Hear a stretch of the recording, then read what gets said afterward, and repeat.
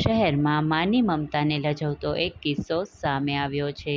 બનાવ અંગે પ્રાપ્ત થતી વિગતો મુજબ ગુરુપ્રસાદ પાસે આવેલ આવાસ યોજનાના ક્વાર્ટરમાં એક માતાએ પોતાના જ બાળકને ત્રીજા માળેથી ફેંકી દેવાની કોશિશ કરી હતી.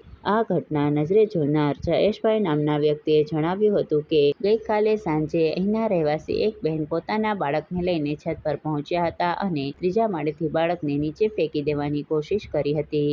બાળકના પિતાને આ ઘટનાની જાણ થતાં તેઓ તરત જ ઉપર દોડી ગયા હતા અને બાળકને ખેંચી લીધો હતો. સદનસીબે બાળકને કોઈ હાનિ પહોંચી ન હતી. માતાએ આવું હીન પગલું શા માટે ભર્યું તે હજુ સુધી સામે આવ્યું નથી. આ ઘટનાનો વિડીયો વાયરલ થતાં માતાની મમતા પ્રત્યેના અનેક સવાલો લોકોના મનમાં ઉઠી રહ્યા છે. ત્યારે આ ઘટના નજરે જોનાર જયેશભાઈ તેમજ મહિલાના મકાન માલિક શારદાબેને પોતાના નિવેદનમાં જણાવ્યું હતું.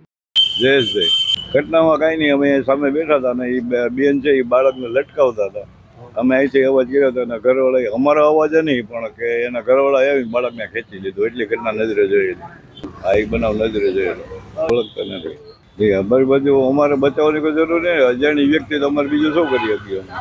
શારદાબેન, એ આ છોકરાને કઈક લટકાડ્યો હોય છે ને મને તો કઈ ખબર નથી. આનો ફોન આવ્યો એ કે છોકરાને આવી રીતના ઊંધો લટકાડ્યો ને કે અગાસીમાંથી ઘા કરે છે કે.